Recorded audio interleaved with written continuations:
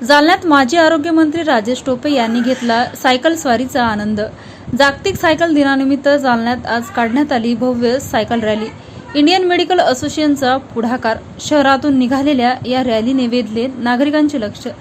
माजी आरोग्यमंत्री राजेश टोपे यांनी आज सायकल स्वारीचा आनंद घेतलाय। आज जागतिक सायकल दिनानिमित्त इंडियन मेडिकल असोसिएशनच्या वतीने जालन्यात भव्य सायकल रॅली काढण्यात आली।